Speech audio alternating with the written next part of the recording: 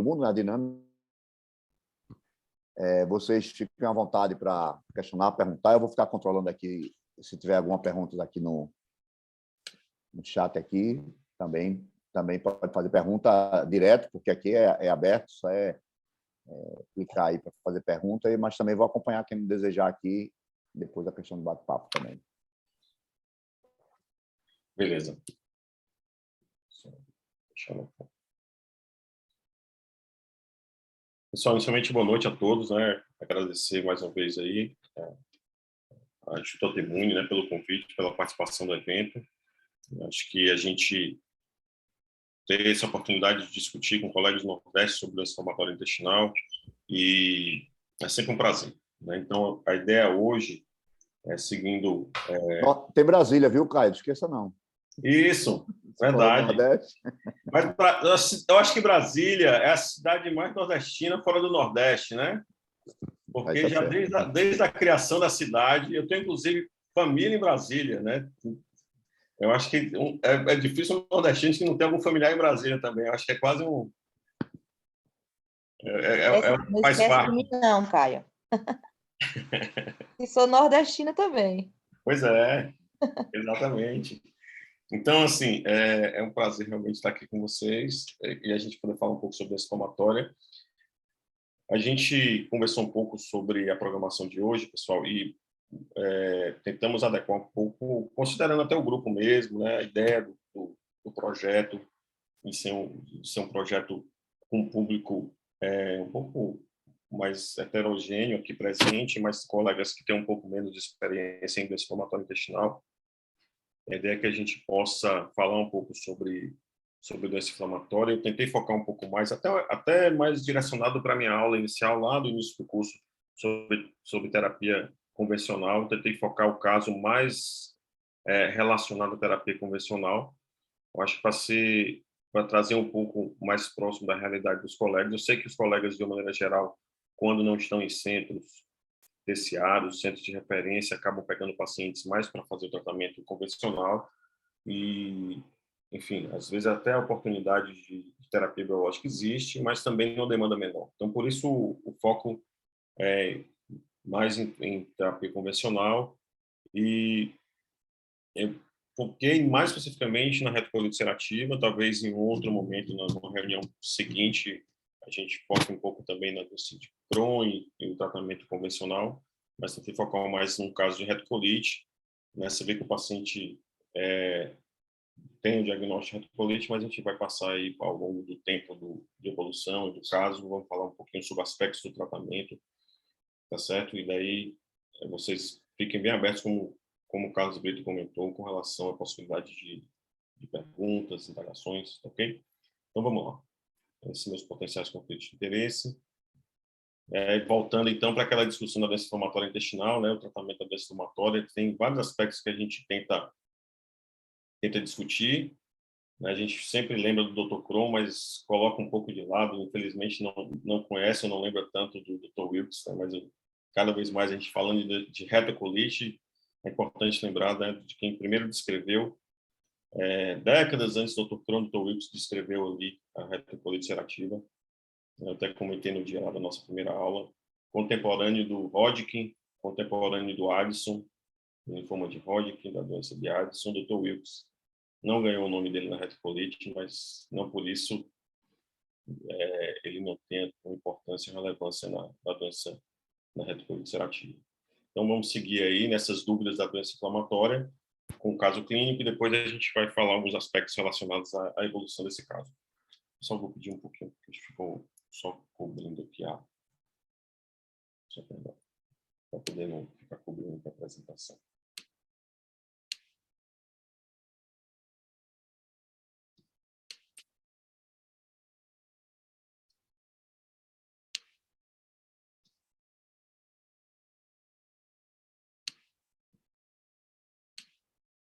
Desculpa, vamos lá. BMC, mulher, tem 34 anos, é uma paciente nossa procedente, natural e procedente daqui de Fortaleza, casada e fotógrafa. A paciente, em 2014, ela teve um diagnóstico de retocolite. Na época, ela tomou, depois do diagnóstico, chegou a fazer uso de mesalazina por alguns meses. quando ela descontinuou o segmento e o tratamento. Em outubro de 2019, ela procurou atendimento médico por conta de uma recidiva do quadro de sintomas. Ela te referia, na época, que há alguns meses ela tinha uma queixa, em média, de 4 evacuações por dia, fezes com muco, sangue, com queixa de urgência evacuatória, dores abdominais leves, e negava uma perda de peso importante e uma alteração de apetite. Na época, lembrando que ela já tinha um diagnóstico, ela realizou exames gerais, uma colonoscopia, que foram compatíveis com a retocolite, acometendo ali, moderadamente, reto em colo esquerdo. Certo? Na época, foi prescrito para ela mesalazina oral, uma dose de 3,2 gramas por dia. Aí a colonoscopia dela com subscore Mayo 2, certo, pessoal? Lembrando que a gente tem um MyScore que a gente usa muito para retocolite ulcerativa, principalmente com o advento, né, das novas terapias. Quando a gente vai fazer um relatório, por exemplo, para justificar, é importante a gente classificar a doença como moderada, grave, para justificar a medicação.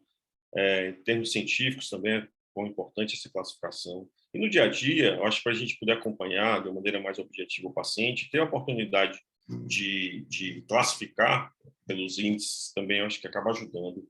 É um pouquinho menos prático para quem não tem ainda o hábito, mas com o tempo a gente vai adquirindo esse hábito. A gente tem alguns instrumentos que ajudam a gente a calcular os índices de atividade, aí, tanto da retocolite como da doença de Crohn. E dentro do score de Mayo existe o subscore endoscópico, né, que vai de 0 a 3. O 0 é quando você não tem inflamação, o 1 é quando tem inflamação leve, né, com perda ali daquele padrão vascular submucoso, com edema, com hiperemia da mucosa, mas sem erosão, sem úlcera. O subscore Mayo 1 é quando você tem erosões, e o Mayo 2 é quando você tem erosões, e o Mayo 3 é quando você tem úlceras, tá certo? O Mayo 1, só aquela hiperemia, vermelhidão da mucosa, Mayo 2, erosões, e o Mayo 3, quando a gente encontra as úlceras, certo? Já aí, falando um pouco sobre a retocolite, pessoal, quebrando aí um pouco da sequência do caso, a retocolite ulcerativa, ela tem aspectos bem interessantes quando a gente pensa na doença em si, na evolução natural da doença. Daí a gente tem esse estudo IBS, né, que foi publicado já há algum tempo, aí, mais de uma década foi publicado, um estudo norueguês que envolveu pacientes com retocolite ulcerativa, tentando descrever e caracterizar a evolução natural da doença dos pacientes com retocolite ulcerativa em diferentes fenótipos, diferentes perfis que você pode ter ao longo do tempo, e dividindo ali, agrupando esses pacientes a depender desses perfis.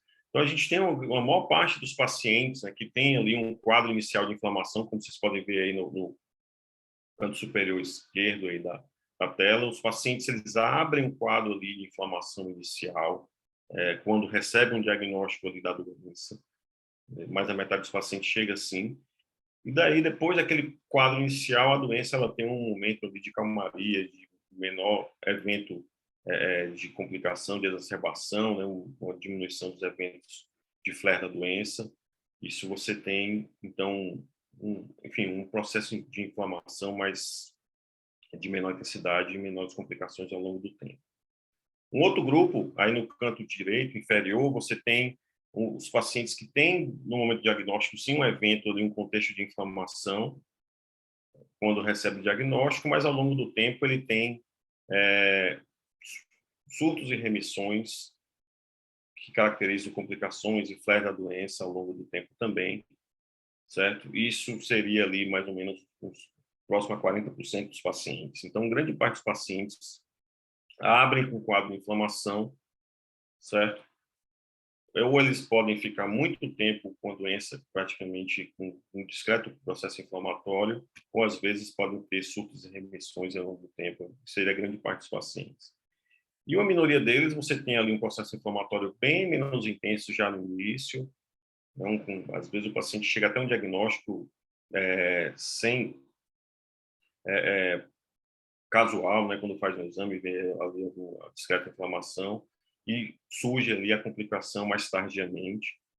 E outro grupo de pacientes também, em menor quantidade, tem um contexto mais intenso ali, quase persistente de inflamação, variando ali essa intensidade de inflamação, mas realmente praticamente sem período de remissão, certo? Então, é importante entender que a doença tem diferentes perfis de evolução ao longo do tempo, como esse estudo acabou mostrando, e acabou também mostrando que mais ou menos metade dos pacientes terão um desfecho potencialmente desfavorável ao longo do tempo. E mais ou menos 1/10 dos pacientes, uns 12%, acaba evoluindo para a colectomia ao longo do tempo também. Então, é importante a gente entender esse cenário ali que você pode encontrar da retocolite ulcerativa. E outro contexto também da própria doença em si, que é importante enfatizar, é que boa parte dos pacientes, eles, quando recebem o diagnóstico, eles apresentam uma doença de aspecto moderado em termos de inflamação, tá certo? Então, você vê aí, nessa tabela, nesse estudo que foi publicado também, já há um pouco mais de tempo, você segmentou em doença leve, moderada, grave. A maior parte dos pacientes, realmente, quando chega o diagnóstico, né, você tem ali uma doença moderada em termos de atividade inflamatória.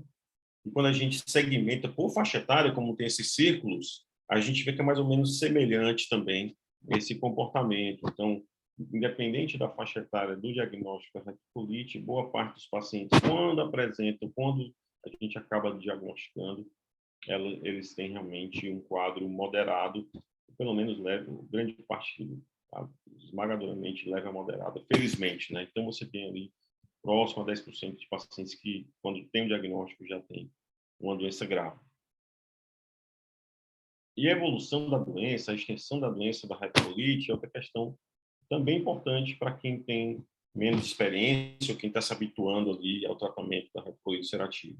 Então, a gente é importante entender que tem, assim, esse contexto da doença, normalmente uma doença leve a moderada, o diagnóstico, esses cursos ali de inflamação ao longo do tempo, que varia dependendo do perfil do paciente, mas algo que é já estabelecido também e de conhecimento, que existe ao longo do tempo também uma progressão, né? Uma progressão de extensão proximal da retocolite. Muitos pacientes, quando recebem o diagnóstico, têm um processo inflamatório mais distal, mais da retite, como é o caso dessa nossa paciente, né? Em 2014 ela teve um processo inflamatório mais de reto.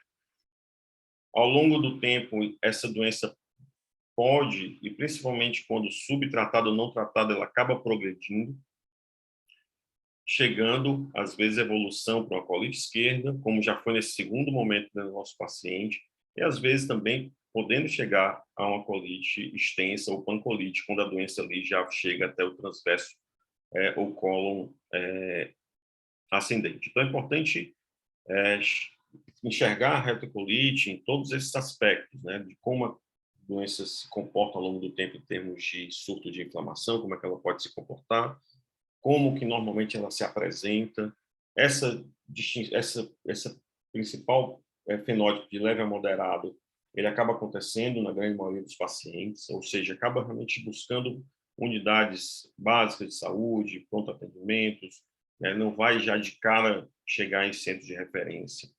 E além disso, esse entendimento que a doença ela pode progredir ao longo do tempo, que a doença pode chegar realmente a uma evolução para a pancolite, e isso está muitas vezes relacionado à própria evolução natural da doença, mas também ao tratamento quando ele não é suficiente para o controle do processo inflamatório e evolução da doença. E quando é que eu tenho uma doença leve? Quando é que eu tenho uma doença moderada? Quando eu tenho uma doença grave? A doença leve, que a gente acabou de ter, que seria um paciente, no quadro inicial dele, né, dessa nossa paciente, você tem normalmente um número de evacuações menor, né, pelo menos abaixo do A4 de evacuações, pelo critério de Trulove. O paciente pode não ter sangue nas fezes e não tem um comprometimento sistêmico ou não tem uma anemia importante relacionada à doença. Quando a doença é leve a moderada, você começa a ter um maior número de evacuações, né, assim, quando tem moderada grave, um maior número de evacuações, tem um maior que 6 evacuações quando a doença é grave, o paciente começa a ter realmente a presença de sangue mais presente ali, realmente, de sangue nas fezes, aí um comprometimento sistêmico da doença, com febre, taquicardia, uma anemia mais importante. Então, é importante sempre também entender esse contexto de uma doença leve, tanto pelo critério de Trulove, como também a gente pode caracterizar uma doença leve pelo MAISCOR. Eu acabei utilizando nesse caso mais o MAISCOR, que é o que a gente acaba usando mais no nosso dia a dia, o MyScore.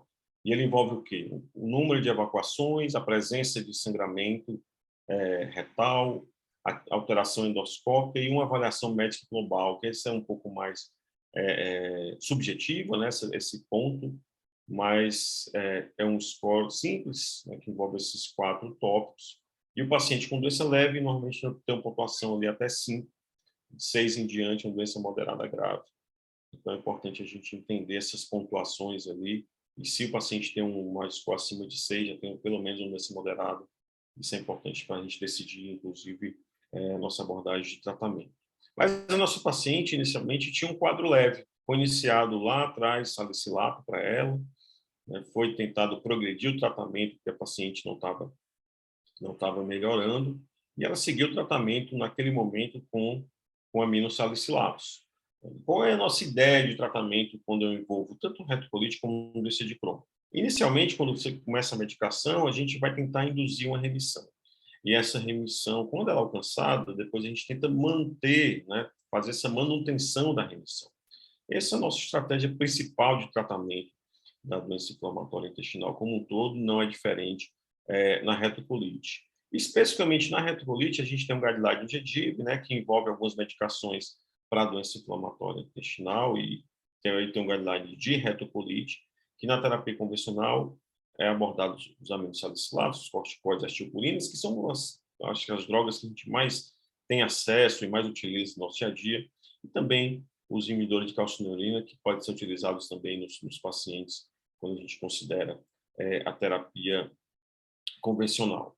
Em termos de medicação disponível, a gente teria a mesalazina oral e a tópica, que seria a primeira linha de opção ali quando você tem uma doença leve moderada, principalmente a tópica quando você tem um acometimento mais distal, né? Então, o tratamento tópico com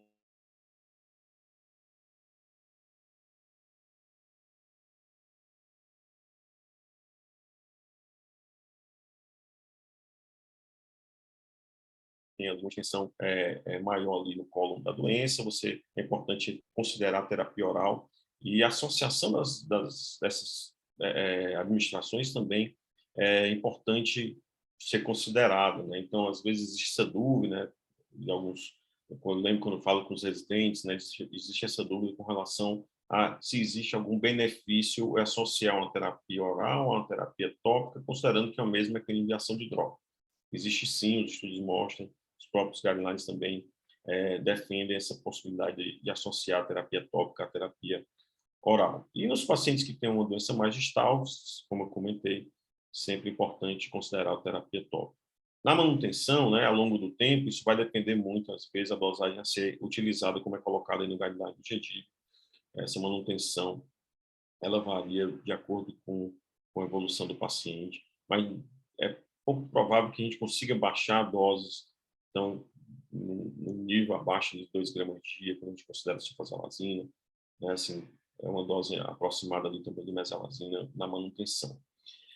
Essa paciente, ela fez o tratamento com salicilato lá em 2014, e vocês lembram aí que eu comentei que ela descontinuou o tratamento em algum momento. E daí eu trago, acho que esse artigo, que eu acho que é importante, interessante para a gente ressaltar para vocês, né, com relação à adesão ao tratamento, e é um artigo que foi publicado já há um tempo também, lá atrás, em 2003, no American Journal of Medicine, e é do grupo do professor Hanauer, de Chicago, né, que fez esse estudo, tentando avaliar a adesão do tratamento da mesalazina nos pacientes com retocolite quiescente. Esse estudo, então, ele reforça a importância e o entendimento da retocolite como uma doença crônica, da importância da terapia continuamente para evitar recorrência, e que em torno, em média, 40% dos pacientes realmente têm uma adesão ao tratamento, então realmente essa adesão sempre precisa ser reforçada para a gente que faz consultório no dia a dia, né, os nossos pacientes que usam mesalazina. E quanto menor o número de doses, normalmente existe uma maior aderência do paciente, tá certo? Então isso é importante a gente considerar também.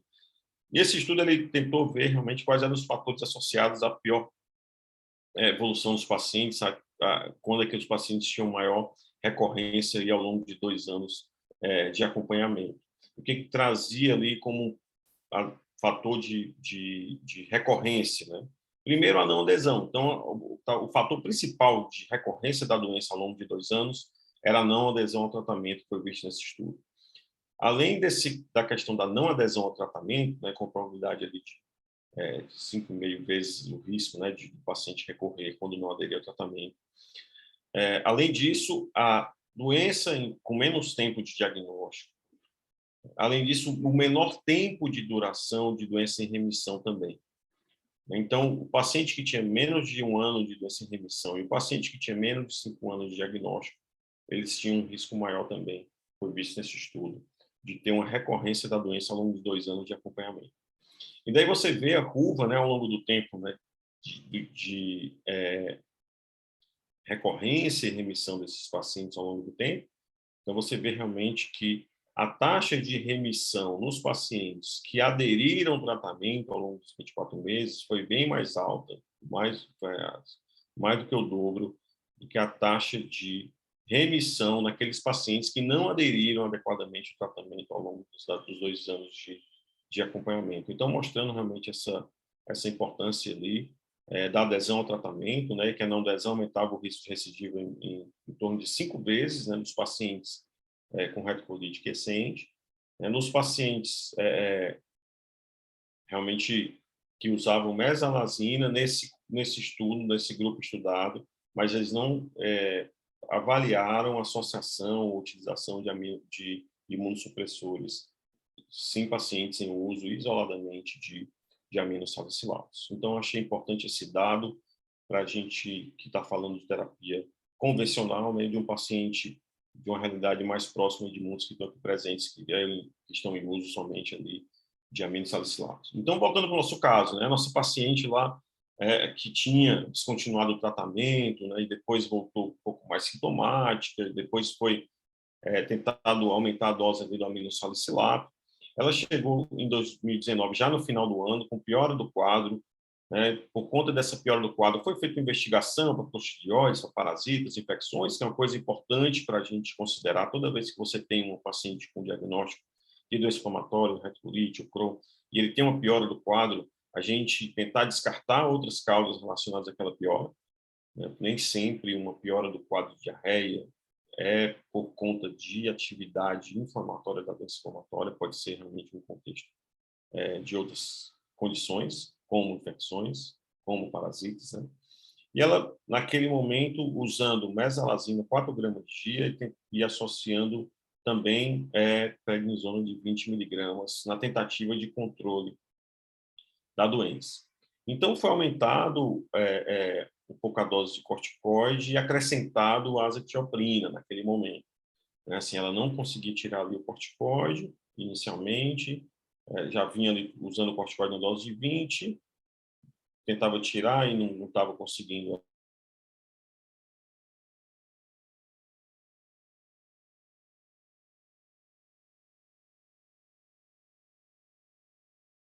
adequadamente, foi aumentada a dose inicial, uma progressão de 50 a 100 miligramas. E naquele provas inflamatórias mostrando inflamação persistente da doença, uma tendência à ferropenia, então uma evolução ali do processo inflamatório e de alterações hematimétricas secundárias à evolução da própria doença. Né? Então foi acrescentado ali o imunossupressor. Né? E voltando ali para o guideline da retocolite, né, a gente tem essa paciente usou corticoide, como vocês viram, né? E os corticoides no guideline do GTIB ele coloca realmente o corticoide como opção, mais uma opção muito para os pacientes não responsivos, nos surtos agudos, né? Quando você vai fazer ali uma ponte para uma nova terapia, né? Um imunossupressor, até mesmo a possibilidade da terapia biológica. Os corticoides normalmente não a budesonida oral, né? Porque não tem uma evidência importante. O guideline coloca também da budesonida oral para retocolite. Sabe que a budesonida, né? A gente usa para doença de Crohn, ilha colônica, doença mais leve. Existe sim um benefício da budesonida oral, mas para retocolite não. Tá certo? Então, é importante ter esse entendimento e ter um cuidado, né? Por isso que nesse tópico aí só estamos falando de indução, tomar um cuidado sempre do uso mais prolongado do corticoide, viu, pessoal? Por conta de eventos adversos relacionados ao uso. Até por isso, como vocês veem aí, o guideline não coloca manutenção aí associada ao uso do corticoide.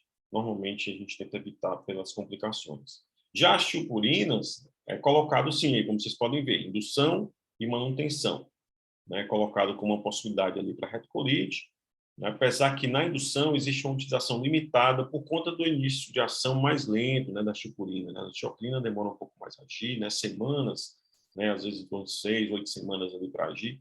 Então, a gente entende e os estudos acabam mostrando que fica difícil você utilizar a tiopurina como estratégia mais importante ali para a indução no tratamento da doença inflamatória pelo início de ação mais lento. Mas na manutenção, sim, a gente considera a tiopurina como uma droga útil, né, considerando as nossas limitações também e considerando alguns pacientes que podem responder bem sem as tiopurinas, tá certo? É uma opção para o tratamento de manutenção dos pacientes com retocolite.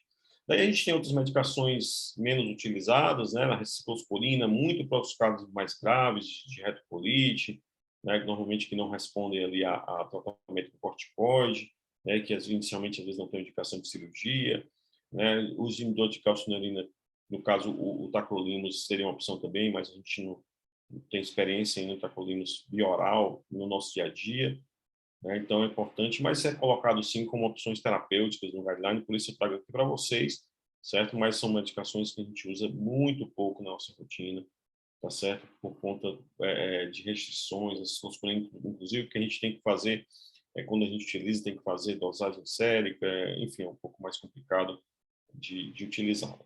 E além dessas medicações que o guideline coloca, eu trago para vocês, né, o que o STRIDE 2, que é uma publicação recente, o que é colocado no STRIDE 2 de objetivos terapêuticos e quanto tempo eu normalmente vou alcançá-los com cada opção terapêutica para retocolite. Então, o STRIDE, eu acho que é uma leitura fundamental para todo mundo que trata da estomatologia intestinal, o STRIDE 2, né, uma publicação do grupo do IOIBG, do Grupo Internacional de Doença Inflamatória Intestinal, né, e traz ali, especificamente eu botei em negrito o tratamento convencional, né, mas traz para cada medicação, como vocês podem ver, né, então, essa cinquasa, corticóide, tiopurina, quanto eu espero de tempo, ou devo mais ou menos esperar em média, para alcançar determinado objetivo, seja resposta clínica, remissão clínica,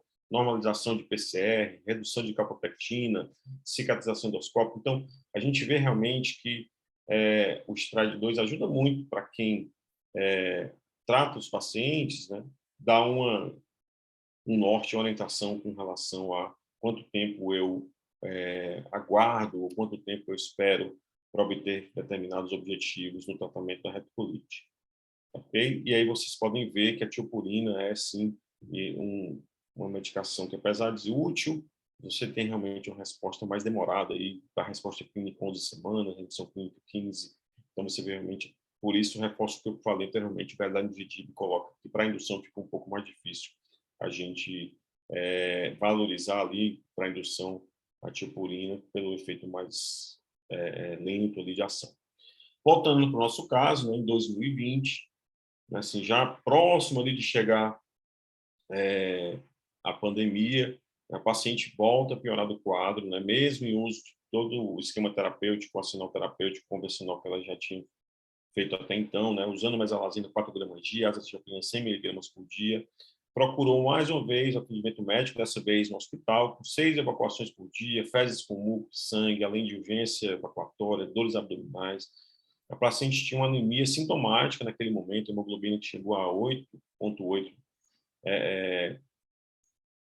de valor de hemoglobina, o VCM realmente mais para microcitose, né? E, mais uma vez, tenta-se descartar quadros secundários relacionados, que não fossem a doença inflamatória propriamente, foram descartados, e daí entendendo realmente que a doença estava em atividade, apesar do tratamento com salicilato, com azathioprina, a doença continuava progredindo, então foi retomado o corticoide naquele momento, e foram feitos exames para poder avaliar mais prontamente a atividade da doença. Ela fez uma capopectina, que deu estourada, capopectina acima de 3.000 microgramas por grama, e ela realizou uma colonoscopia que mostrou ali um subscore Maio 3. Como eu comentei para vocês, subscore endoscópico, quando tem úlcera, é um Maio 3, né, que seria o pior cenário endoscópico que você pode ter no quadro de retocolite. E essa doença ela tinha realmente uma extensão maior, né? Já tinha uma progressão ali até o transverso, então você tinha um quadro mais intenso de inflamação e uma doença mais extensa. As biópsias ajudaram a gente a entender que tinha um processo inflamatório mais a doença, que não tinha inclusão viral para pensar em CMV, não tinha outras alterações como parasitas, enfim, tuberculose, nenhum contexto relacionado. Então, entendendo realmente que tinha um processo inflamatório mais da retocolite, e outros exames também, como coprocultura, parasitológico, pesquisa de toxinas, também descartando ali alguns complicadores relacionados à doença inflamatória.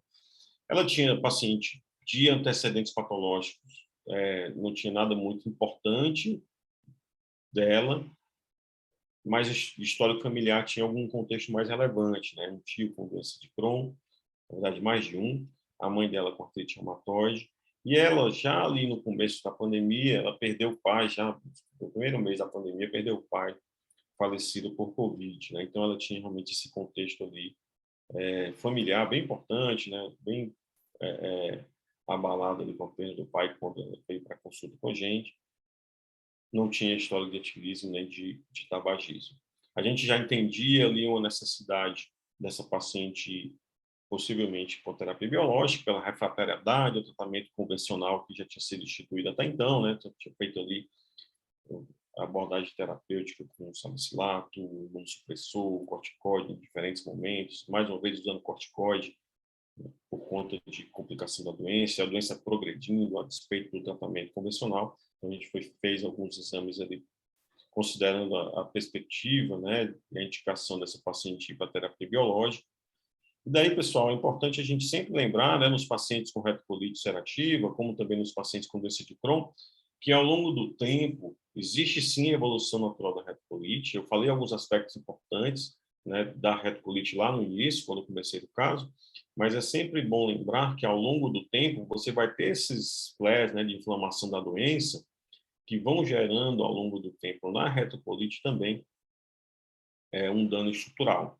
Esse dano estrutural ele acontece tanto pela extensão da doença, que acaba progredindo proximalmente, como vocês estão vendo aí, a doença ela acaba progredindo do proctite para a colite esquerda, depois para a poncolite.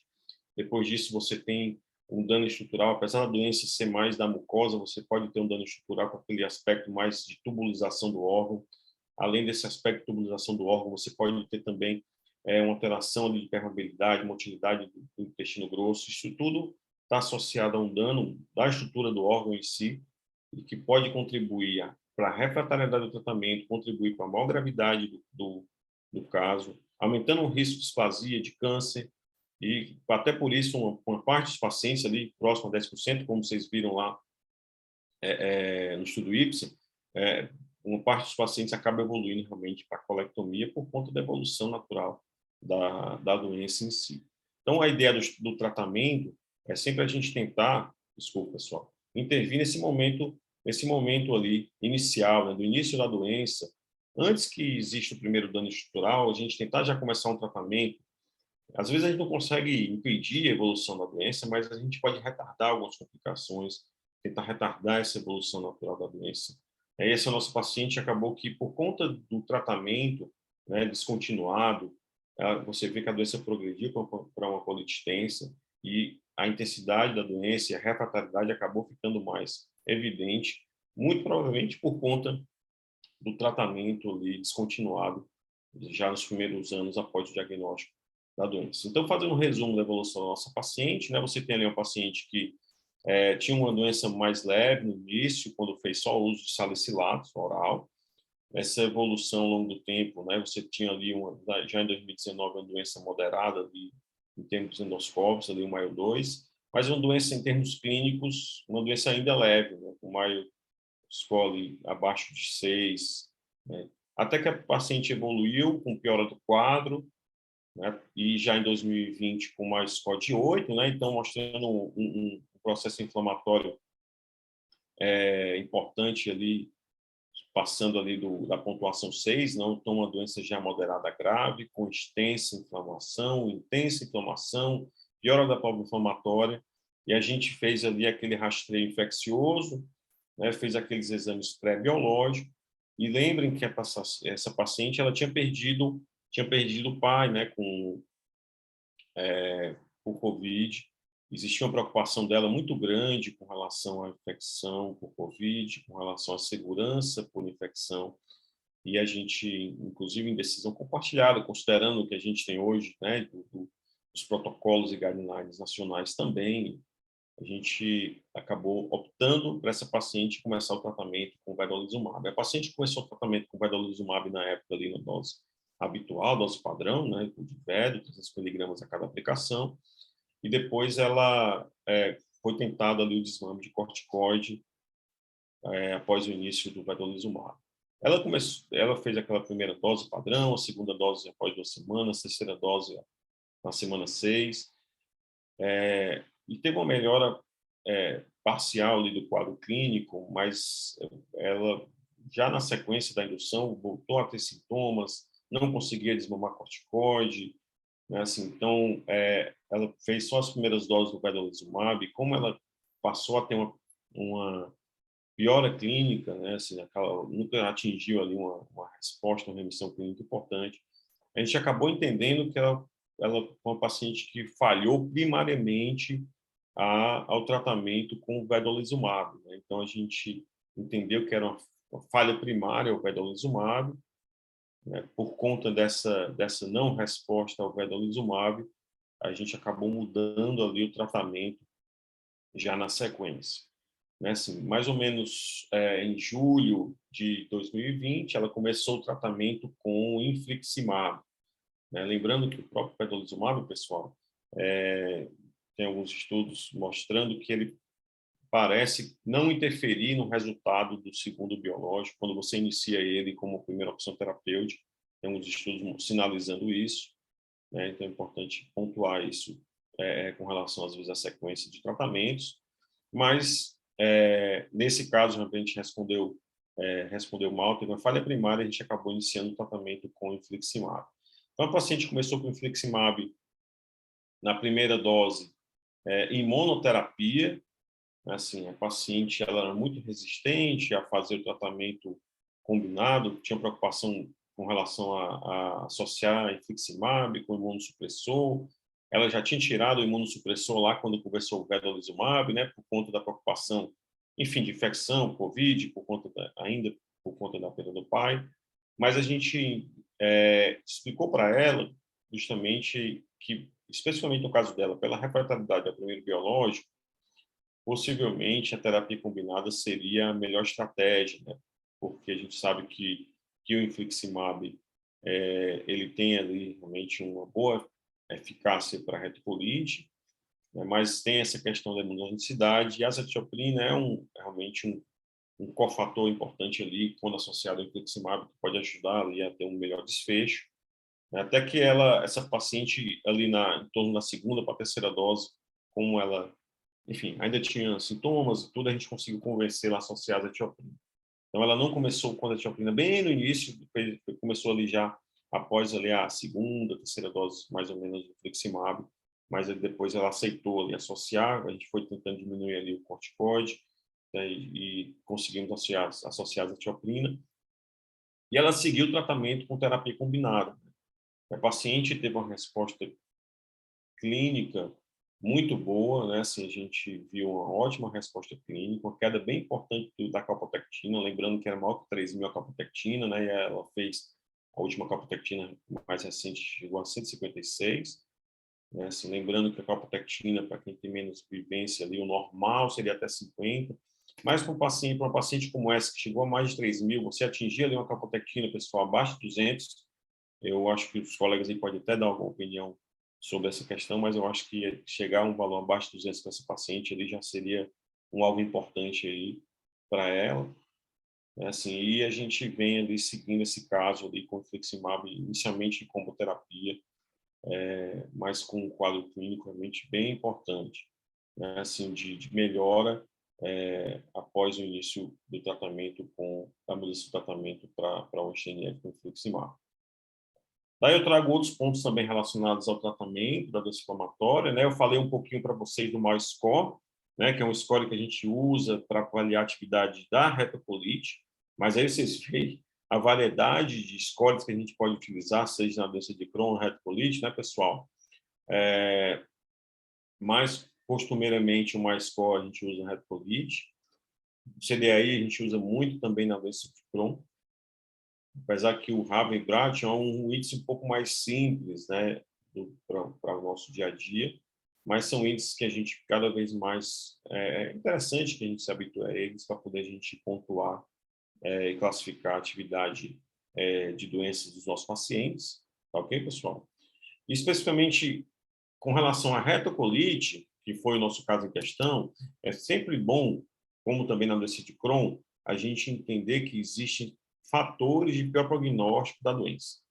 Então, para a retocolite, paciente com idade jovem, com colite extensa, jovem que seria abaixo de 40 anos, colite extensa, subscore endoscópico Maio 3, hipoalbuminemia, anemia significante, PCR elevado, história de hospitalização relacionada à retocolite, a história de associação com coladite esclerosante primária. Então, são critérios de pior prognóstico da retocolite. O próprio guideline americano, por exemplo, de retocolite, né, ele coloca esses critérios de prognóstico para a gente pesá-los quando vamos decidir, às vezes, a necessidade de progredir um tratamento, às vezes, para uma terapia biológica, enfim, entender que existe, sim, esses critérios de prognóstico. Além da doença intensa, extensa, como essa nossa paciente tinha, o que ela tinha também como critério de prognóstico, né? A idade, colite extensa, subscore Maio 3, anemia significante, e tinha chegado a ficar internada da última vez por conta da anemia, com sintomas e tudo. Então, é importante entender realmente que essa paciente tinha ali pelo menos 5 critérios de prognóstico, né? E era uma evolução ali realmente natural dessa paciente para a terapia biológica, né? O foco maior aqui, pessoal, é mais essa evolução, a terapia convencional, essa chegada ali, essa refratariedade à terapia convencional, essa necessidade para a terapia biológica, né? Assim, a ideia de hoje realmente não é a gente pormenorizar ou falar mais detalhes sobre terapia biológica na retocolite, assim, mas isso pode até ser feito num próximo momento, com o passar das aulas, né, onde vocês possam ter vão adquirindo maior bagagem sobre o tratamento da doença inflamatória, mas a ideia realmente era chegar até mais nesse ponto, né? Mas a gente, quando decide o tratamento, a gente decide estratégia de tratamento, né? Então, a gente tem como estratégia de tratamento clássica, né, o step-up, o step-up acelerado, né, onde a gente vai ali progredindo, né, o tratamento ao longo do tempo. Então, o paciente, às vezes, você usa salicilatos, não responde, você associa imunossupressor, principalmente quando o paciente ali, você precisa usar corticoide associado a salicilato. A não resposta a esses tratamentos, muitas das vezes, acaba sendo necessário a associação desculpa, a progressão ali para a terapia biológica. Sempre considerando nesses pacientes a possibilidade e a perspectiva de cirurgia, pessoal. A cirurgia, seja no Crohn ou retocolite, ela tem ali que estar sempre presente como uma perspectiva e um risco, às vezes, que os nossos pacientes correm de serem submetidos à cirurgia por conta da evolução natural da doença inflamatória intestinal, seja retocolite ou doença de Crohn. E esse tratamento, eu até comentei isso no dia da aula, né, com vocês, na aula teórica, ele acontece ao longo do tempo, essa monitorização. Normalmente, a gente inicia o tratamento ali com alguma medicação específica, reavalia o paciente ali em torno de 3 meses, para ver realmente como está a evolução daquele paciente. Se não responde adequadamente, a gente tenta ajustar a dose ou acrescentar alguma medicação. Daí a gente busca ali a avaliação novamente para saber se o objetivo foi alcançado. Se a gente consegue alcançar aquele objetivo, a avaliação, às vezes, precisa, nesse caso, pode ser espaçada ali para cada 6, 12 meses, entendendo que a gente alcançou os objetivos do nosso tratamento do nosso paciente. Esse objetivo, tradicionalmente, a gente tem a remissão clínica, a gente tem a remissão endoscópica tradicionalmente, né? Então, a gente tem essa melhora clínica e essa melhora endoscópica, né, que seria aquela remissão profunda, como o nosso objetivo principal. Mas a gente nunca deve deixar de lado uma importância também que existe em outros fatores, outros parâmetros que a gente acaba utilizando no acompanhamento do paciente, além da remissão clínica endoscópica, uma melhora de imagem, a melhora da hemoglobina, como nós somos pacientes que tinham anemia importante, melhora da calprotectina, como a nossa paciente melhorou importantemente a calprotectina ao longo do tempo de evolução, melhora das manifestações extraintestinais, que às vezes o paciente pode apresentar um quadro de manifestação extraintestinal no início, e o tratamento você pode acabar melhorando também essa apresentação. Às vezes a melhora de uma doença de Delgado, de uma doença de Crohn, por exemplo, que a cápsula acaba mostrando ali uma melhora de atividade de doença no Delgado, melhora, mais uma vez, prova inflamatória com PCR. Então, é importante a gente entender que esse paciente, a gente busca sempre a remissão clínica endoscópica, mas sempre nesse contexto de avaliação mais completa do paciente, considerando também esses outros critérios de avaliação de atividade da doença, atividade endoscópica, não deixando de lado essas avaliações. Mas, hoje, ainda, nosso objetivo principal é remissão endoscópica e remissão clínica.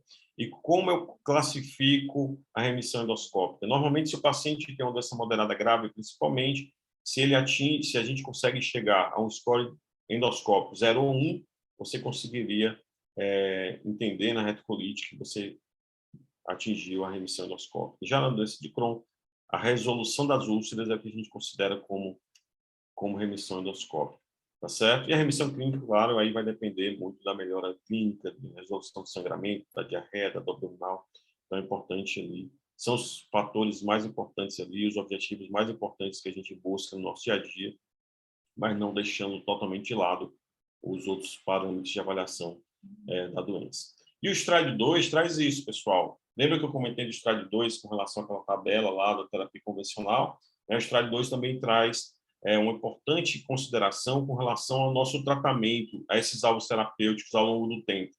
Ele divide temporalmente os nossos objetivos de tratamento. Então, você tem, a partir de um paciente com doença ativa, que eu começo um tratamento, eu busco a remissão profunda, claro, remissão clínica, remissão endoscópica, mas, às vezes, a curto prazo, é importante saber que o paciente tem uma resposta sintomática. A médio prazo, você tem uma remissão clínica, você tem uma normalização das provas inflamatórias, e a longo prazo, a busca ali pela remissão endoscópica, a busca ali por uma melhor qualidade de vida dos pacientes. Então, é importante isso, e é colocado no STRIDE 2 aí essa relevância da gente também entender a busca desses objetivos temporalmente. E o STRIDE 2, aí já colocando também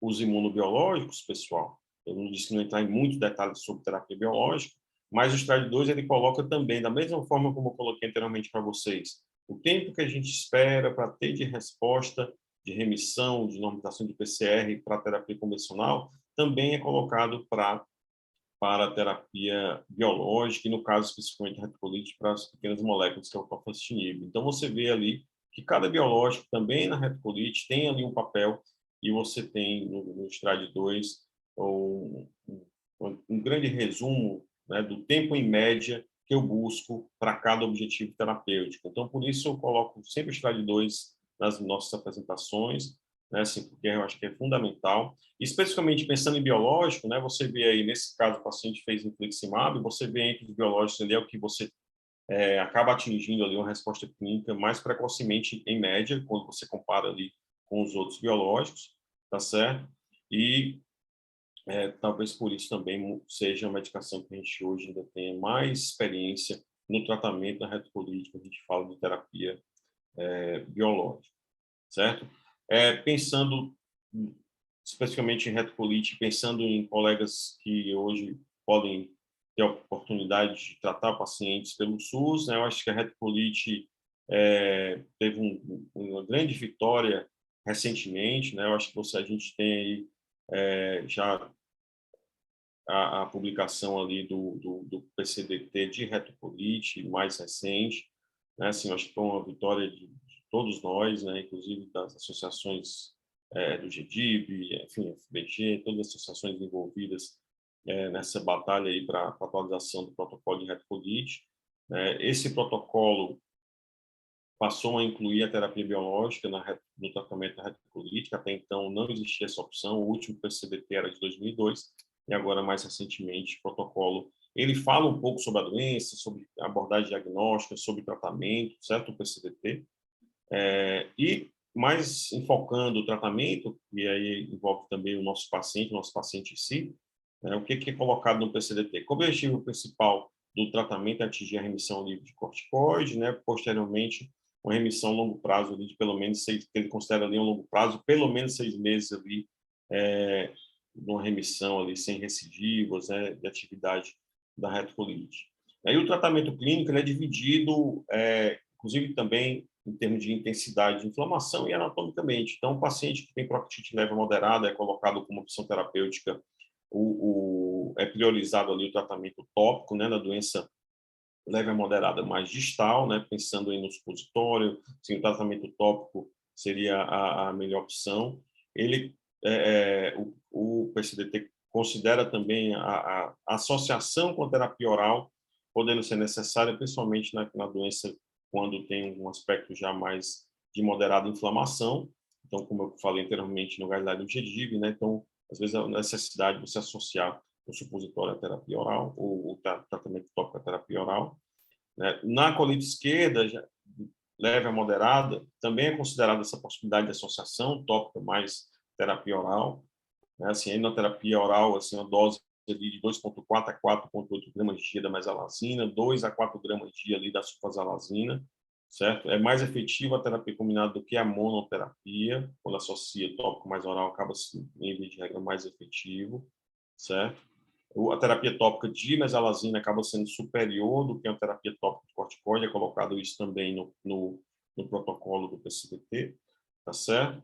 E nos quadros de pancolite leve a moderada, o tratamento oral, também considerado ali na dose de 2,4 a 4,8 de mesalazina, 2 a 4 gramas de sulfasalazina. Os corticoides sistêmicos, na doença mais extensa, eles podem ser utilizados sim, principalmente naqueles quadros que não respondem bem a salicilatos. E sempre entender, pessoal, que nos pacientes que você está usando salicilato, precisa ficar fazendo corticoide por conta da refratariedade inicial, é sempre importante entender que esses pacientes, às vezes, têm sim indicação, e é colocado ali no próprio PCDT, a indicação da azathioprina como opção terapêutica, né, da tioprina como opção terapêutica para o tratamento da retocolite mais especificamente. E lembrando que, normalmente, a dose terapêutica é em torno ali de 2 a 2,5 miligramas por quilo dia, né? Então, é importante entender ali, de calcular o peso do paciente, ajustar a dose de acordo com o peso da azathioprina.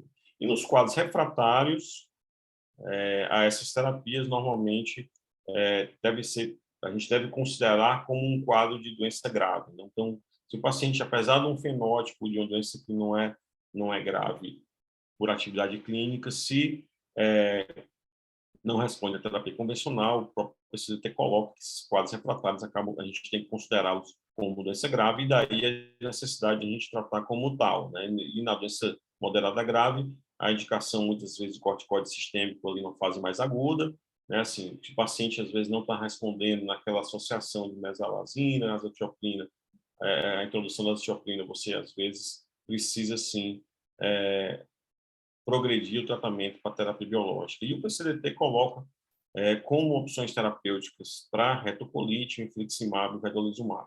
Mais recentemente, teve a incorporação também ali no PCDT, isso é bem recentemente, né, do tofacitinib, né, como pequena molécula, que entraria ali como opção terapêutica para doença moderada grave. Tá certo?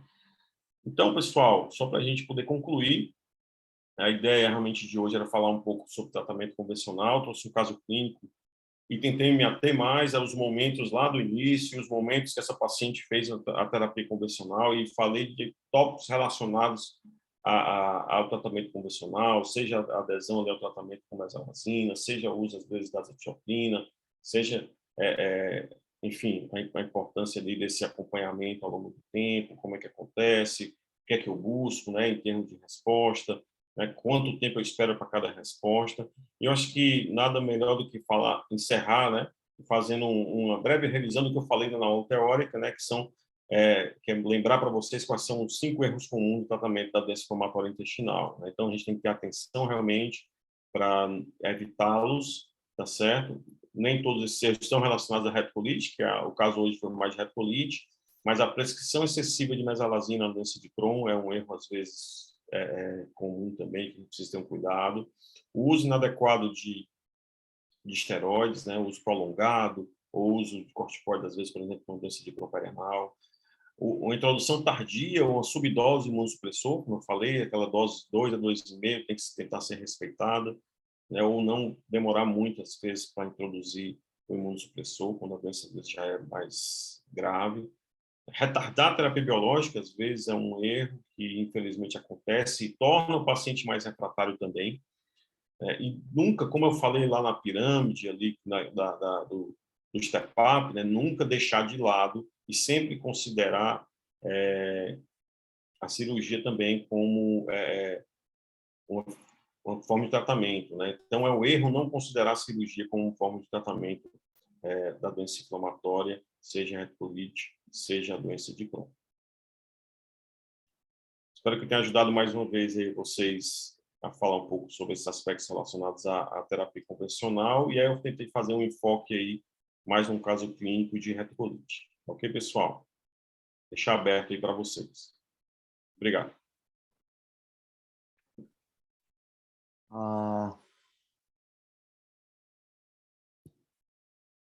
Não sei, tem algum comentário aqui? Eu não vi aqui acho que a Valéria foi que botou, mas se quiser abrir aí,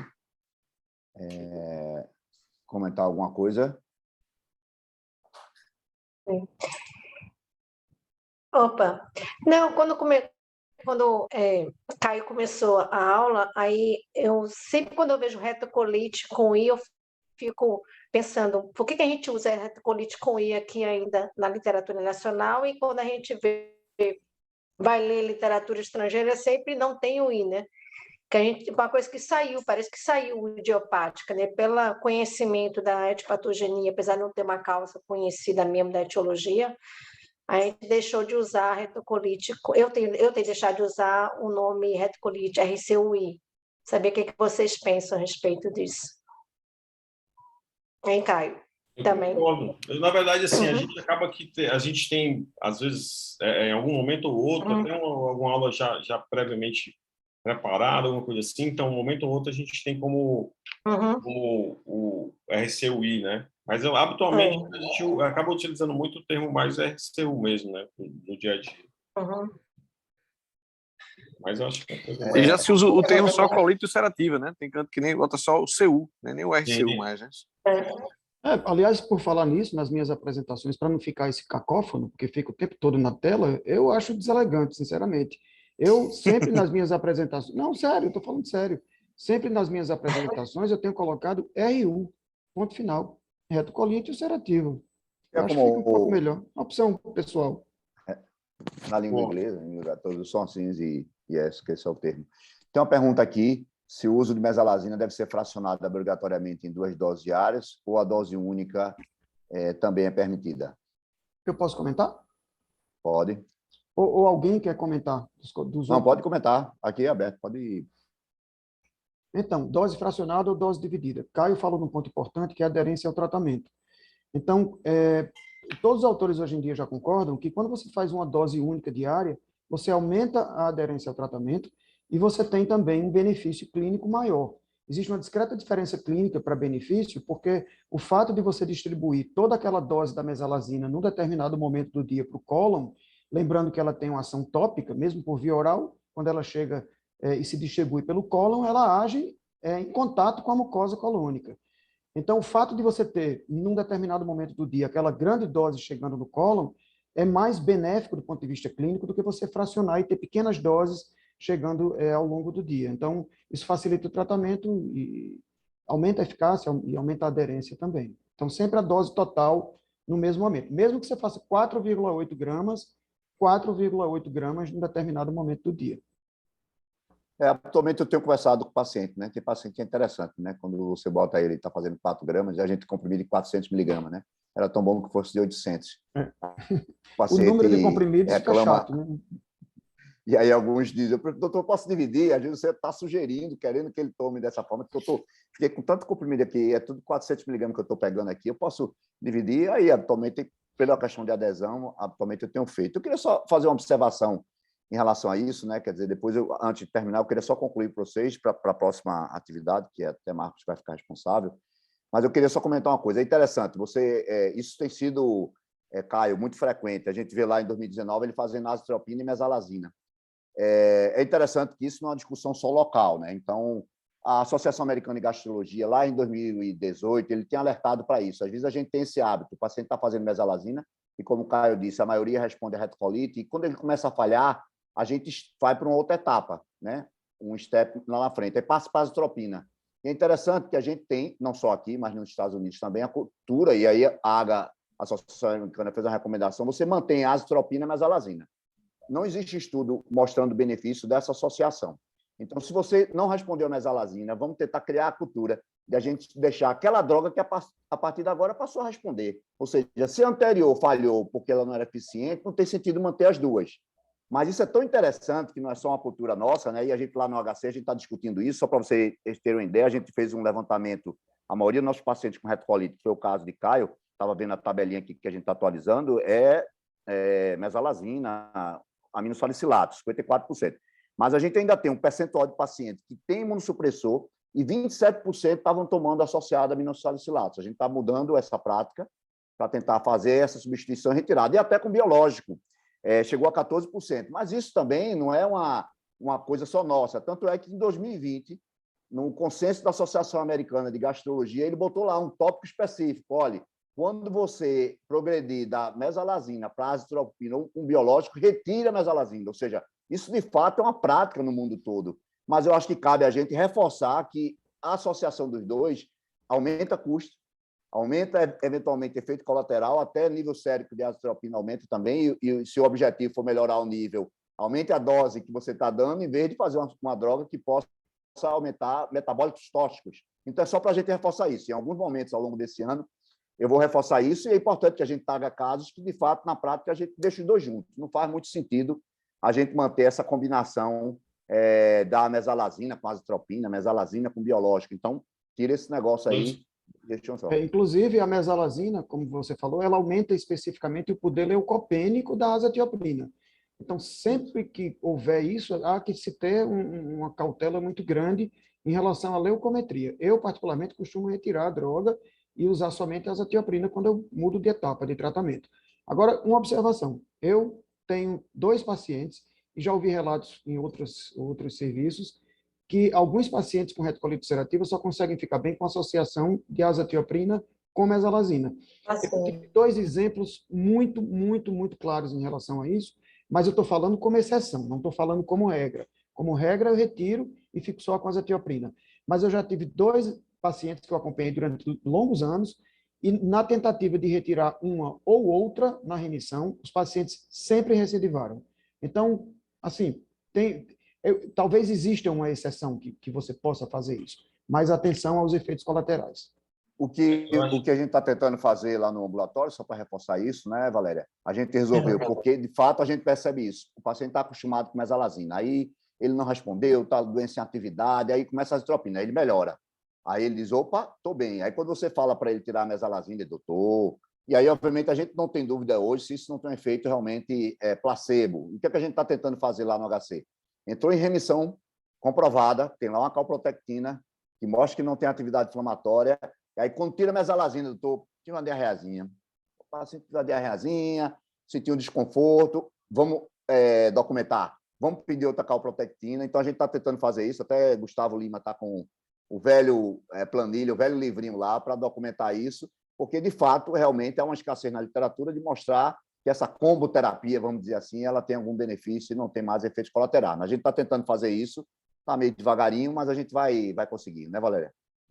Eu acho que é um ponto interessante aí desses comentários. Eu acho que do que foi comentado pelo Zerôncio, né, essa questão realmente da associação, né, da associação da terapia oral com a terapia tópica do salicilato, né, eu acho que, inclusive, os estudos mostram que essa distribuição da terapia oral na porção distal lá lá na região do reto, ali mais distal, acaba não acontecendo de uma maneira tão adequada. Até por isso o benefício da terapia tópica, a terapia oral, que você acaba realmente tendo um efeito cinético ali de ação com relação à associação. E é uma coisa curiosa também, né, Carlos Brito, esse apego que alguns pacientes têm com a mesalazina, né, que a gente começa até o biológico, como você disse, esses 14% de pacientes usando biológico aí que vocês encontraram aí usando biológico e mesalazina, né? E a gente vai tentando desmamar a mesalazina, tira a mesalazina do paciente, e ele às vezes usou tanto tempo aquela medicação que ele acha que qualquer evento de alteração ali do hábito intestinal, ele acha que tem que tomar mesalazina e chega tomando a mesalazina e não quer tirar a mesalazina. É uma coisa curiosa, realmente, que a gente tem que até que trabalhar isso mais com os pacientes também, sem dúvida. Pessoal, tem uma pergunta importante aí, de Letícia Adorno. Chegou uma pergunta sobre diagnóstico diferencial em pancolite, num paciente que tem lesões de bulbo do adenal. Posso comentar? Pode sim. Letícia, uma das principais preocupações que a gente tem na prática é quando você tem um paciente com pancolite, que você tem um aspecto, muitas vezes, misto entre retocolite ulcerativa e doença de Crohn. Então, você tem lesões colônicas, às vezes, mais profundas, que parecem lesões de Crohn, ou num determinado local parece ter um calceteamento, que é aquele aspecto meio nodular da mucosa, e muitas vezes numa pancolite a gente fica na dúvida, puxa vida, será que isso aqui é uma retocolite ulcerativa ou uma doença de Crohn? Então, nesse contexto, antes de chegar no seu comentário sobre as lesões de bulbo do adenal, nesse contexto, quando você tem uma enterografia normal, uma endoscopia digestiva alta normal, é a única situação que o ASCA e o PEANCA podem ter alguma importância. Porque se você pedir as sorologias ASCA e PEANCA e você tiver um PEANCA positivo e um ASCA negativo, você tem em torno de 80% a 90% de chance de se tratar de retocolite, e geralmente a gente encararia inicialmente como uma retocolite. E se for o contrário, um ASCA positivo e um PEANCA negativo, você tem em torno de 80% a 90% de chance de se tratar de uma pancolite de Crohn, e aí você já institui um tratamento pensando muito mais no Crohn do que numa retocolite. Mas, diante de lesões atípicas de bulbo, né, H. pylori negativo, eu consideraria como sendo um caso de Crohn e trataria como um diagnóstico de doença de Crohn, porque você já tem evidência que você tem lesões importantes, né, num outro local, e principalmente considerando que a doença mais proximal de Crohn, doença de estômago, de duodeno, esôfago, pior ainda, elas têm um pior prognóstico, eu encararia como tratamento de uma doença de Crohn, sim. Eu acho que, lembrando também, só para reforçar isso que Geroncio disse, claro que existe 5% dos pacientes que pode ter, você não conseguir definir o diagnóstico e, eventualmente, às vezes, até um doente ter um diagnóstico e você muda esse diagnóstico. 5% você nem consegue definir, fica nessa... Você não sabe se é retocolite, se é doença de Crohn. E, às vezes, até alguns a gente começa com esse diagnóstico, por isso que é uma doença que tem que estar sempre o diagnóstico sendo revisto, principalmente esses casos, como o que Letícia descreveu, que não são fáceis de você fechar o diagnóstico. Claro que aí surge uma boa pista aí com essas lesões múltiplas aí, ulceradas, serpiginosas, né? Com esse padrão aí, realmente reforça o diagnóstico e aí direcionar realmente o tratamento por Crohn. Até porque se a gente achasse que era só a retocolite, a gente ia ter a Maria optando por uma medicação como um aminosalicilato, a mesalazina, que não é a droga hoje para tratar o paciente com doença de Crohn. A gente não tem usado mais o tratamento, apesar de uma pequena discussão, mas nem para indução, nem para manutenção, é uma droga que não faz mais parte realmente da terapia da doença de Crohn. Então, nessa dúvida aí, com uma doença tão extensa, com essa lesão espetinosa, eu estou com Geroncio.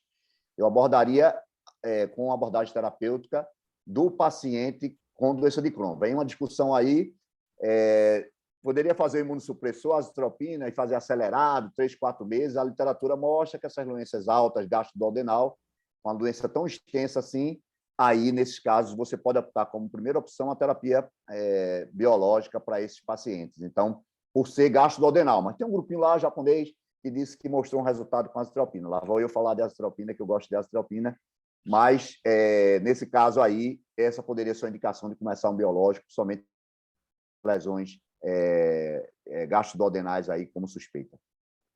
Eu faria um top-down. Eu começaria com biológico, porque 20 anos, com lesão proximal, úlcera profunda, você já tem critérios pancolite, você já tem critérios prognósticos suficientemente fortes para entrar com top-down. Eu estou de acordo.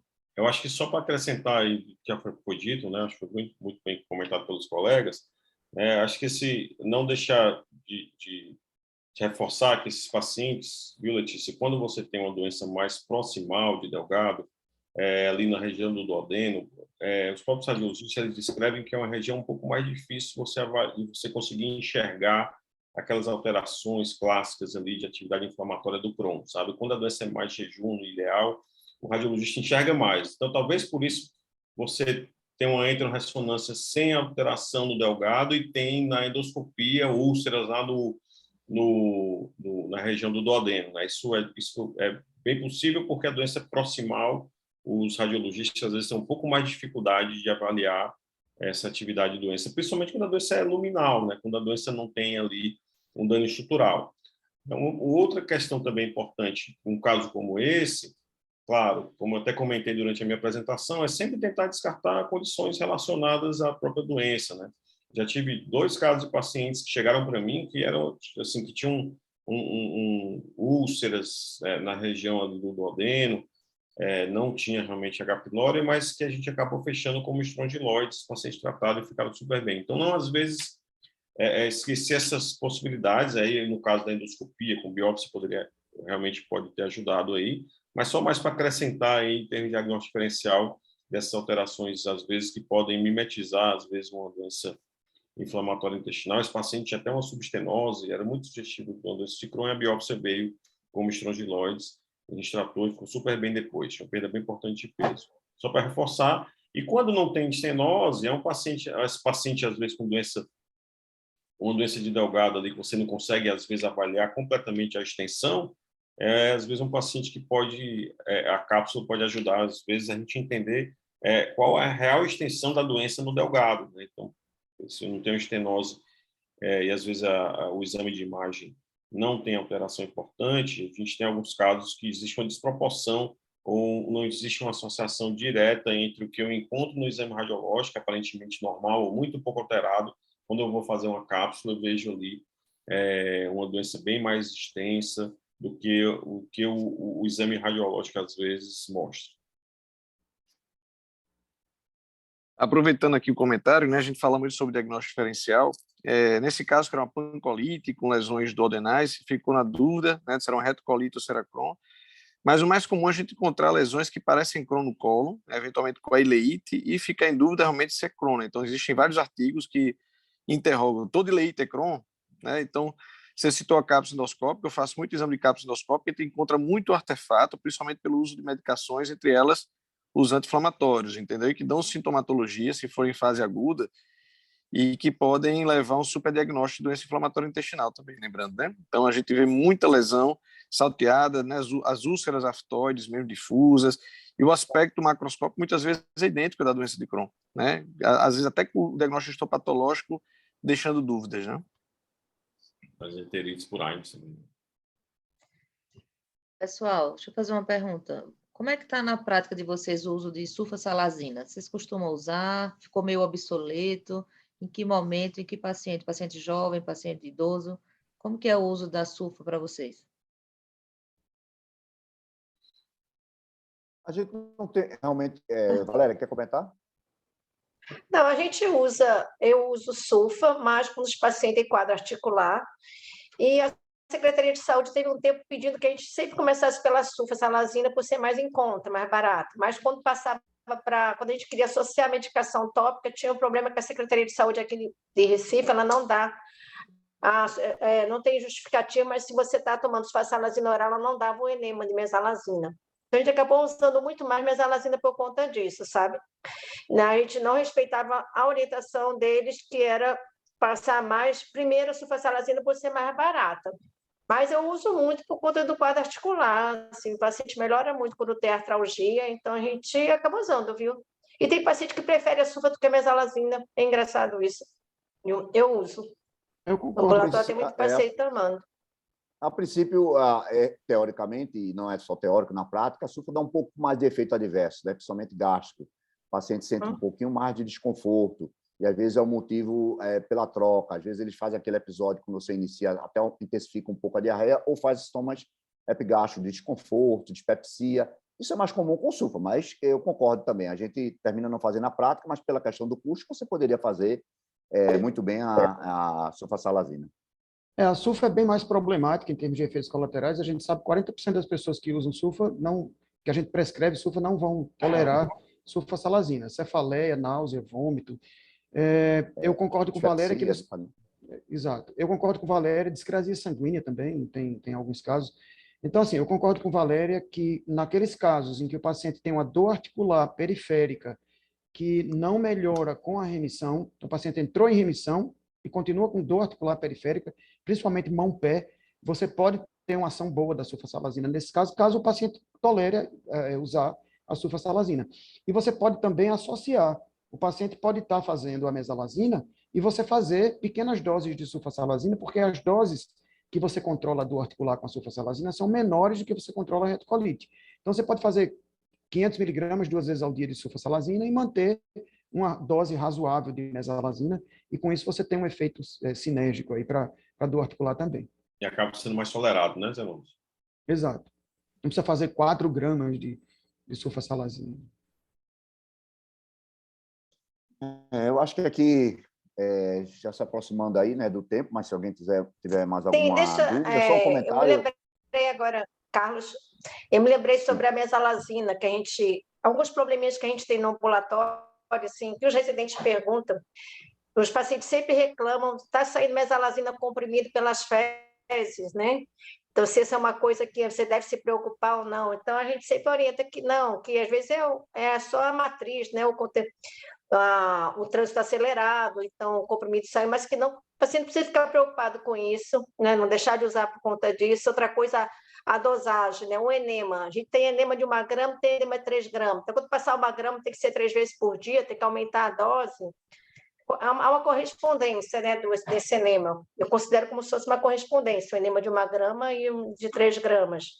Outro dia, teve um paciente que veio para a gente, a clínica médica tinha passado o supositório, como ia fazer o supositório, ela estava intolerante à medicação oral, fez a mesma dose oral por via tópica. Então, existe uma dose máxima que a gente faz por supositório, por enema, não é fazer 4,8 gramas, a paciente está tomando um supositório de 6 horas. Né? Então, assim, são coisas assim que eu já sempre pergunto, como é que vai fazer? 3 gramas ou 1 grama? Vai aumentar a dose quando é 1 grama, o enema, né? Eu tenho feito assim, né? Não distingo, faço um enema à noite e pronto. Não tem importa se é 1 grama, se é 3 gramas.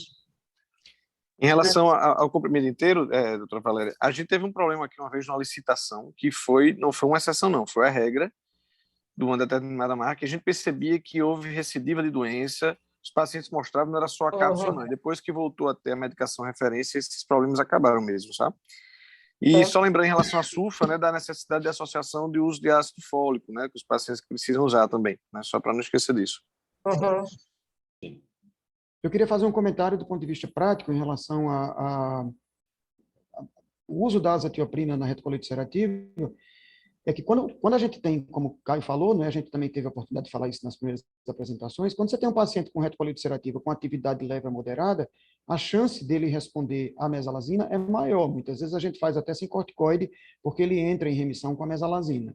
Quando você tem um paciente com atividade moderada grave, a gente pode fazer, e eu particularmente costumo fazer isso, a não ser que seja uma atividade intensa, mas uma atividade moderada grave, a gente tentar fazer associação de corticoide para induzir remissão, para tentar manter a remissão com mesalazina, é possível.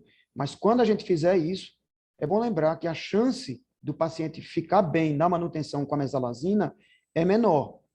Então, quando a gente faz essa associação de corticoide com mesalazina para o paciente moderado a grave, a gente já olha para o horizonte para a mesalazina, já se preparando, talvez, para precisar da azatioprina, porque esses pacientes têm uma chance maior de se manter bem na remissão com azatioprina do que com mesalazina. Agora, a gente dá uma chance para a mesalazina, porque é uma droga que, se o paciente conseguir ficar bem, mesmo numa minoria de casos, é uma droga que tem menos efeitos colaterais, não tem efeito imunossupressor.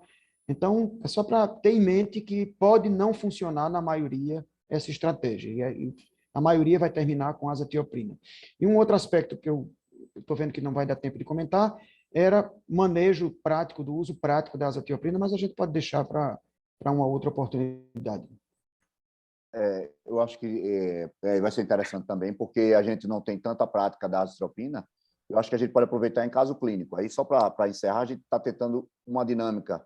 É importante que, talvez, depois da terceira ou quarta apresentação, vocês possam opinar e sugerir abertamente qual a melhor dinâmica. A gente fez a ideia que a gente traga também modelos diferentes, né? Eventualmente, a gente pode trazer alguns casos clínicos que chamam a atenção para o diagnóstico diferencial, como foi na primeira, porque tuberculose está pipocando, como diz a história do Matuto, e a história dessa discussão, que foi pedido para a gente fazer um pouco uma discussão da doença inflamatória, e a proposta de Marcos, na próxima, que a gente tinha se encontrado e conversado, ele trazer casos clínicos. Né? Pode ser mais de um casos clínicos do dia a dia, da prática, para a gente fazer essa discussão. E, eventualmente, se tiver uma discussão de um caso que usou azitromicina, a gente pode, nesse momento, fazer uma discussão prática, como a gente está fazendo aqui, da utilização dessa droga, qual são a preocupação, como deve monitorar a azitropina, ou seja, a gente vê a utilização muito pouco, as pessoas às vezes têm receio de realmente a utilização da azitropina, mas é uma droga segura, quando feita a monitorização adequada, esperados os 3 meses para o início de ação. Então, tudo isso eu acho que é importante. Então, talvez a dinâmica que eu estou propondo aqui para o grupo e vocês avaliar é na próxima, que eu já tinha conversado em uma outra oportunidade presencial que eu tive com o Marco, de ele levar alguns casos clínicos, como às vezes ele apresenta em alguns eventos, do dia a dia da prática clínica, e até ele pensar no modelo se vale a pena ser interativa, se a gente pode incluir alternativas e a gente criar aqui o modelo, ver com Maria Parmera, que a gente possa, mesmo à distância, com alguma ferramenta, responder a questão para a gente fazer uma ideia do enquete.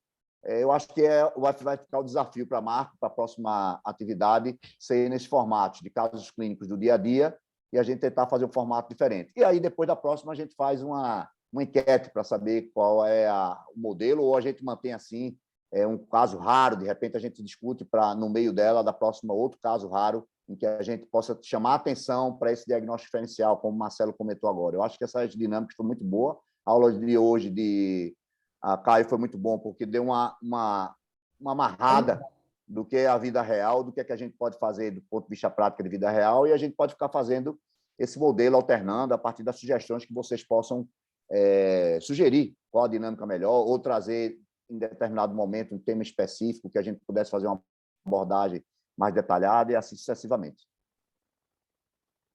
Beleza. Combinado assim? Okay, e talvez também, Carlos, abrir para se alguém quiser trazer um caso para discutir, a gente poderia também, né, falar com antecedência para não deixar o espaço depois não é ocupado. Pode.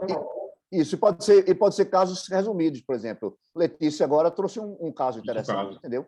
Então, Letícia, alguém pode trazer e dizer, eu gosto dos casos feitos manchete, né? Inclusive, eu faço colunazinhas. Em 2, 3 slides, acaba a história. Então, esse pode ser um modelo também que pode ser feito. Eu tenho uns que eu faço uma coluna da história, quase que uma linha do tempo, e acaba ali nos 3 slides. Então, essa pode ser uma dinâmica também, quem quiser trazer em 2 slides, 3 slides, e a gente botar para discussão, essa também é uma dinâmica interessante. Vocês ficarem bem à vontade, independente da complexidade. Claro, esse Letícia foi até um caso complexo, mas a gente pode trazer outros casos, assim como vocês preferirem tirar essa dúvida aqui. E todos estão convidados a citar exemplos, opinarem, né? Interagir bem bastante. Essa mesmo. É a ideia. A gente já está começando o ritmo. Tá bom, gente. Boa noite para vocês. Obrigado mais uma vez. Boa noite a todos. Boa noite, pessoal. Boa noite a todos. Boa noite. Boa noite.